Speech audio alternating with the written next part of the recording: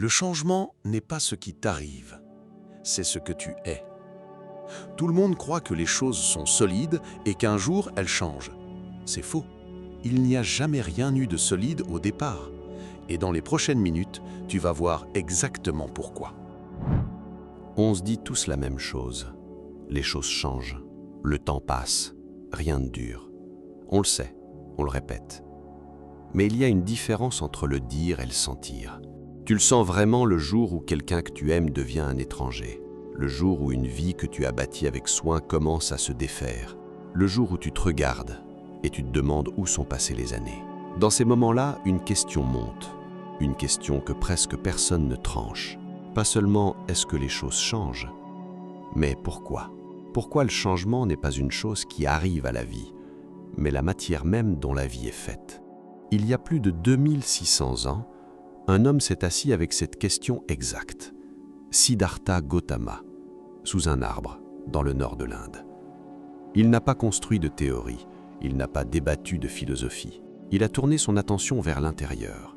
Il a regardé son propre corps, son propre esprit, instant après instant. Et ce qu'il a trouvé n'était pas compliqué, mais ça a tout changé. Reste avec moi, parce que ce qu'il a vu, tu peux le vérifier toi-même, maintenant. Voici comment presque tout le monde pense le changement. Une fleur s'ouvre, puis fane. Une amitié grandit, puis s'éteint. Un corps vieillit. On voit le changement et on se dit « il y avait quelque chose de solide et ça a changé ». Comme si le changement était un événement, une visite, un accident qui vient déranger des choses stables. Comme si l'état normal de la vie, c'était l'immobilité. Le Bouddha a vu l'inverse. Dans le Dhammapada, il dit une phrase précise. Toutes les choses conditionnées sont impermanentes. Retiens ce mot, conditionné, parce que c'est là que tout se joue. Tu vas peut-être te dire, et alors, tout le monde sait que les choses changent, on n'a pas besoin d'un Bouddha pour ça. Et tu aurais raison, si c'était tout ce qu'il avait dit. Mais son intuition n'était pas que les choses changent. Son intuition, c'était pourquoi, et il n'y est pas arrivé par le raisonnement. Il y est arrivé par l'observation directe. Il n'a pas juste constaté que la fleur fane, il a regardé à l'intérieur de la fleur et il a vu qu'il n'y avait jamais eu de fleur fixe et solide au départ. Voilà ce qui change tout, parce que ça veut dire que l'impermanence n'est pas un malheur qui frappe un monde stable, c'est la façon même dont quelque chose vient à exister. Ce mot « conditionné », en pali « sankhara », veut dire une chose simple.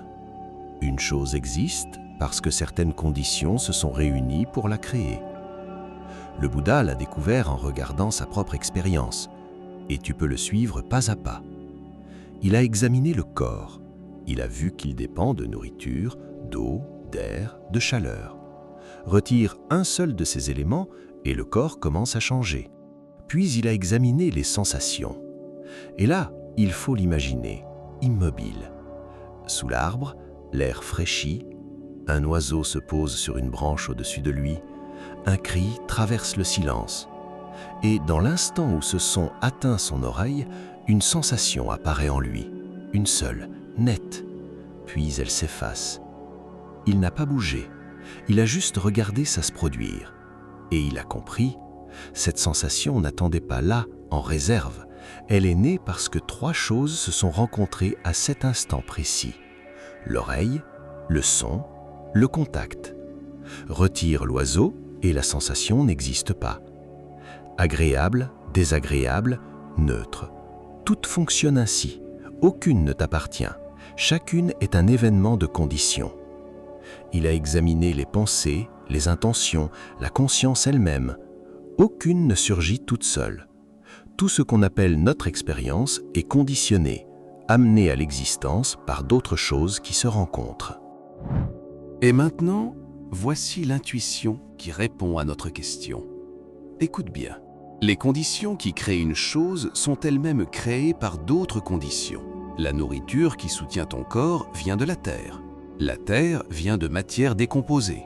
Cette matière vient d'autres êtres vivants soutenus par encore d'autres conditions. Et à aucun moment de cette chaîne, tu n'atteins quelque chose de fixe, quelque chose qui existe simplement sans dépendre de rien. Chaque cause est elle-même un effet. Chaque condition est elle-même conditionnée. Voilà la découverte. Le Bouddha l'a d'abord vu dans son corps et son esprit, mais le principe ne s'arrête pas là. Regarde autour de toi, le même schéma est partout. Une relation existe parce que deux vies se sont rencontrées dans certaines circonstances. Quand ces circonstances changent, les gens grandissent, la distance apparaît, la vie les reforme, la relation change aussi. Pas parce que quelque chose a mal tourné, mais parce que les conditions qui la tenaient sont elles-mêmes en mouvement. Une carrière existe grâce à des compétences, des opportunités, l'état du monde à un instant donné. Une saison change parce que la position de la Terre change. Et prends la chose qui te semble la plus solide au monde, une montagne. Même les montagnes, qui semblent éternelles, sont usées grain par le vent, par l'eau, par le languissement de la terre sous elle.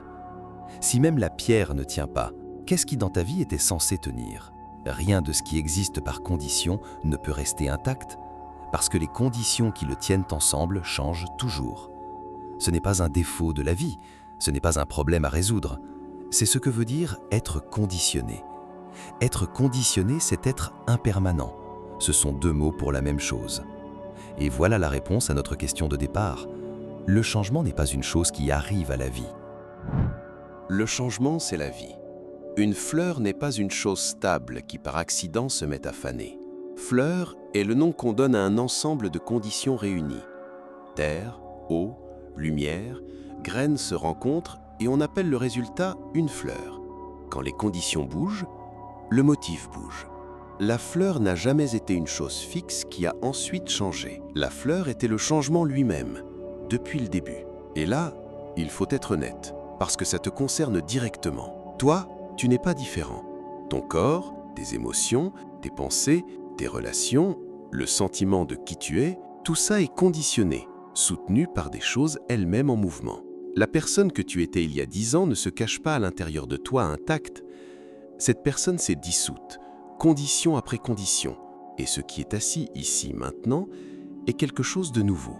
On passe notre vie à chercher un sol solide sous nos pieds, un amour qui ne changera pas, un corps qui ne vieillira pas, un moi qui tiendra quoi qu'il arrive. Mais chaque chose qu'on saisit est elle-même faite de choses qui bougent. Il n'y a rien de fixe au fond, pas parce qu'il manque quelque chose, mais parce que fixe et permanent ne sont tout simplement pas des propriétés de l'existence conditionnée. Ils ne l'ont jamais été. Et une fois que tu vois ça vraiment, une question suit. Une question difficile. Si le changement est simplement ce qu'est la vie, alors pourquoi ça fait aussi mal quand on le traverse? Voici le mécanisme exact. Regarde-le froidement. Tu tombes amoureux, tout chez l'autre te semble juste. Sans t'en rendre compte, tu prends une photo, sa chaleur, son rire, sa façon de te regarder, et tu figes cette image. Voilà qui il est. Puis le temps passe, l'autre grandit, il répond à la vie d'une façon que tu n'avais pas prévue. Et quelque chose en toi se serre. Ce n'est plus la personne dont je suis tombé amoureux. Mais cette personne n'a jamais été fixe. Elle changeait depuis le début, exactement comme toi. La douleur ne vient pas du changement, elle vient de l'écart. L'écart entre l'image que tu as figée et la réalité qui, elle, a continué d'avancer. Plus l'écart se creuse, plus ça fait mal. Et cette douleur est réelle. Elle mérite d'être tenue avec douceur.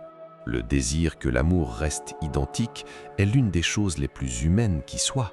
Le même mécanisme opère ailleurs. Tu construis une carrière, tu gagnes un titre, tu développes un sens de qui tu es. Je suis enseignant. Je suis quelqu'un qui réussit. Je suis le genre de personne qui... Cette identité devient une encre. Puis quelque chose bascule, le travail change, la satisfaction s'éteint. Le monde va dans une direction que tu n'attendais pas. La souffrance n'est pas causée par le déclin. Elle est causée par la croyance que ça devait durer. Le Bouddha a donné un nom à ce schéma. Dans son tout premier enseignement, il parle de la source de la souffrance. La soif, en pali, tanha. Pas le désir en général, une faim profonde pour que les choses soient d'une certaine manière et qu'elles y restent. Soif de plaisir, l'attraction vers ce qui fait du bien. Soif de devenir, l'envie d'arriver enfin quelque part de fixe où la lutte s'arrête. Soif de non-devenir, le souhait de faire disparaître ce qui fait mal. Les trois supposent la même chose, qu'il existe quelque part un point fixe. Mais on l'a vu, chaque condition est elle-même conditionnée. Il n'y a pas de point fixe. Alors tu saisis quelque chose et un instant tu as l'impression d'arriver. La soif se tait, un éclair de paix. Puis les conditions bougent et la course recommence. C'est le cycle que le Bouddha a vu tourner dans le cœur humain. Tu prends quelque chose qui bouge et tu essaies de le tenir immobile. Maintenant, si le Bouddha s'était arrêté là, son enseignement serait juste une façon de dire que la vie est dure. Ce qui le rend extraordinaire, c'est ce qu'il a trouvé de l'autre côté. Et là, je veux m'arrêter une seconde, parce que ce qui suit peut changer ta façon de traverser une épreuve. Quand on entend pour la première fois que tout est impermanent, le cœur se serre. Si rien ne dure, à quoi bon? Cette réaction est honnête. Le Bouddha n'a jamais demandé de faire semblant. Mais voici ce que cette première réaction manque. Écoute bien, parce que c'est le retournement. Si rien de ce qui t'apporte de la joie n'est permanent, alors rien de ce qui te fait souffrir n'est permanent non plus. La tristesse que tu portes en ce moment ne durera pas éternellement. La peur, la confusion, le sentiment d'être coincé, ils sont apparus parce que des conditions se sont réunies. Quand les conditions changent, ils passent. Tu n'es pas coincé. Tu n'es pas la somme de tes pires décisions. Ces décisions sont nées de causes et d'états d'esprit qui ont déjà changé. Chaque instant est un vrai recommencement. Pas comme un slogan, comme la façon dont la réalité conditionnée fonctionne vraiment. Les conditions qui ont produit la souffrance d'hier ne sont pas les conditions présentes aujourd'hui. Quelque chose a déjà bougé, même si tu ne le vois pas encore. Si tu es quelqu'un qui traverse une épreuve en silence, un deuil qui ne lâche pas, une vie qui n'a pas tourné comme prévu, le sentiment d'être en retard ou brisé, c'est le bon moment pour faire une chose simple. Abonne-toi à la chaîne et active la cloche. Pas pour moi, pour toi. Parce que cet enseignement se construit épisode après épisode et que la suite de la série sur le lâcher-prise arrive directement dans tes notifications. Maintenant, reviens à ce poids que tu portes, ce regret, cette blessure, cette version de toi que tu voudrais laisser derrière. Ce poids aussi est conditionné. Il est donc lui aussi impermanent. Il peut sembler permanent, comme une longue nuit qui semble ne jamais devoir finir. Mais elle finira, pas parce que tu l'as forcée, mais parce que c'est ce que font les choses conditionnées. Elles apparaissent, elles durent un temps, elles passent. Guérir, ce n'est pas prétendre que la douleur n'a jamais eu lieu. C'est comprendre que la douleur elle aussi est sujette au changement, et lui laisser de la place pour te traverser au lieu de la figer sur place. Parfois, la chose la plus courageuse, c'est simplement de laisser ce qui fait mal être impermanent. Le Bouddha dit une image que je trouve puissante. L'esprit est lumineux et il est terni par des souillures qui arrivent de l'extérieur. L'avidité, la confusion, la colère, elles ne sont pas ta nature. Ce sont des visiteurs, pas des résidents. Comme la poussière sur un miroir, elle cache ce qui était déjà clair. Mais la poussière peut être essuyée. Tout le chemin bouddhiste existe pour cette raison. Pas pour réparer quelque chose de cassé, mais pour dégager ce qui n'a jamais fait partie de ta nature profonde. Et là, quelque chose de calme se produit. Quand tu comprends vraiment que chaque instant avec quelqu'un que tu aimes ne reviendra jamais, tu arrêtes d'attendre.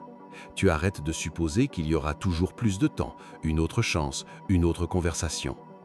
Le matin ordinaire, la conversation banale devant le café, le son d'une voix qui dit ton nom.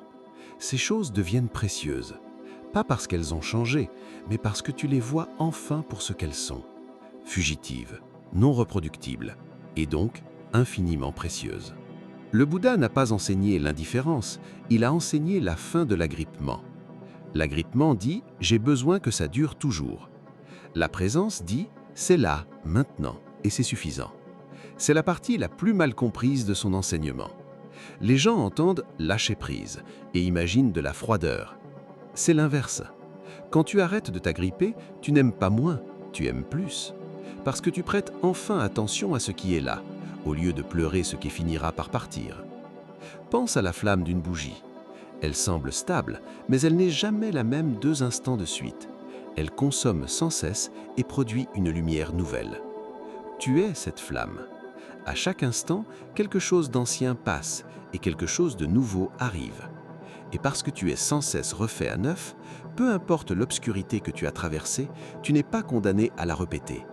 Les conditions qui ont créé cette obscurité ont déjà changé. Mais savoir ça dans la tête n'est pas la même chose que le vivre.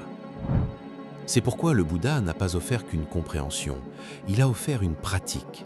Et cette pratique est étonnamment concrète. Il n'a demandé de croire à rien, il a demandé de prêter attention. Il l'a appelé les 4 fondements de l'attention, le chemin direct. Le premier fondement, c'est le corps, et il commence par la respiration. Quand tu inspires, sache-le. Quand tu expires, sache-le. Essaie là, maintenant. Reste avec ta respiration 1 minute entière, sans que l'esprit parte ailleurs. Tu vas découvrir que c'est l'une des choses les plus difficiles qui soit, et l'une des plus révélatrices, parce que chaque respiration est différente de la précédente. Il n'y a pas de respiration fixe, seulement celle-ci qui arrive et se dissout. L'impermanence sentie directement dans le corps. Le deuxième fondement, ce sont les sensations, la simple qualité agréable, désagréable ou neutre qui colore chaque instant. Tu ne cours pas après l'agréable, tu ne repousses pas le désagréable, tu vois simplement ce qui est présent. Et pendant que tu observes, la sensation agréable qui semblait solide est déjà en train de changer. La désagréable qui semblait insupportable bouge déjà. Le troisième fondement, c'est l'esprit lui-même, l'esprit avec désir ou sans, avec colère ou sans. La plupart du temps, on n'observe pas nos états mentaux, on est avalé par eux. L'attention crée un espace entre l'expérience et la réaction. Et dans cet espace, quelque chose apparaît, le choix. Arrête-toi 1 seconde, c'est peut-être la phrase la plus importante de cette vidéo. Tant qu'il n'y a pas d'espace, tu ne réagis pas, tu es la réaction. L'attention, c'est ce qui ouvre le millimètre où la liberté devient possible. Le 4e fondement, ce sont les phénomènes mentaux, les schémas, les habitudes de l'esprit. Et dans chaque cas, la pratique est la même. Observe les conditions qui font apparaître une chose. Observe les conditions sous lesquelles elle disparaît. Quand tu fais ça encore et encore, quelque chose se déplace tout seul. Tu vois directement que tout ce qui apparaît dans ton expérience est impermanent. Chaque sensation, chaque émotion, chaque pensée. Et à mesure que cette vision s'approfondit, quelque chose surgit. La tradition l'appelle nibbida, le désenchantement. Pas de la tristesse, pas de l'amertume, juste la reconnaissance calme que tu n'as plus besoin que les choses soient autres que ce qu'elles sont. La soif de permanence dessert son emprise, pas parce que tu l'as forcée, mais parce que tu as vu assez clairement qu'elle ne pouvait pas tenir. Libre d'aimer sans t'agripper, libre d'affronter la perte sans être détruit, libre de vivre dans un monde qui bouge sans cesse, parce que tu ne combats plus le mouvement. Et le Bouddha dit une chose stupéfiante. Quiconque développe ces 4 fondements, même 7 jours, peut attendre une transformation profonde. Pas seulement les moines, pas seulement les érudits. Quiconque accepte de s'asseoir et de regarder honnêtement ce qui se passe à l'intérieur. Au-delà des textes, au-delà des mots en pali, tout ça pointe vers quelque chose de très simple. Tu n'as pas besoin de devenir quelqu'un d'autre. Tu n'as pas besoin d'atteindre un état d'esprit extraordinaire. Tu as juste besoin de voir ce qui se passe déjà, maintenant, dans ce corps, dans ce souffle. Et si tu es quelqu'un qui lutte en silence, avec une perte qui ne lâche pas, avec une vie qui n'a pas tourné comme prévu, avec le sentiment d'être en retard ou brisé, je veux que tu saches une chose. Le fait que les choses changent n'est pas ton ennemi. C'est la chose même qui rend la guérison possible. C'est la raison pour laquelle aucun hiver ne dure toujours. C'est la raison pour laquelle la personne que tu es aujourd'hui n'a pas à être celle que tu étais hier. Le plus grand cadeau de cet enseignement, ce n'est pas la philosophie, c'est la permission. La permission d'arrêter de combattre ce qui est. La permission de lâcher l'image de ce que ta vie était censée être. La permission d'être exactement là où tu es, imparfait, incertain, encore en train d'apprendre. Et de savoir que ça a toujours été suffisant. La rivière coule. Elle a toujours coulé. Tu ne peux pas l'arrêter. Mais on ne t'a jamais demandé de l'arrêter. On t'a seulement demandé de remarquer. Alors, avant de partir, laisse-moi une réponse, honnête, en commentaire. Quelle est la chose en ce moment que tu essaies de tenir immobile? Écris-la. Parfois, la nommer suffit déjà à desserrer un peu la main. Et si cet épisode t'a fait voir une seule chose différemment, prends cette décision maintenant. Abonne-toi. active la cloche et retrouve l'épisode sur le lâcher-prise que je t'ai lié juste ici. Parce que la suite du chemin arrive et tu ne veux pas la manquer.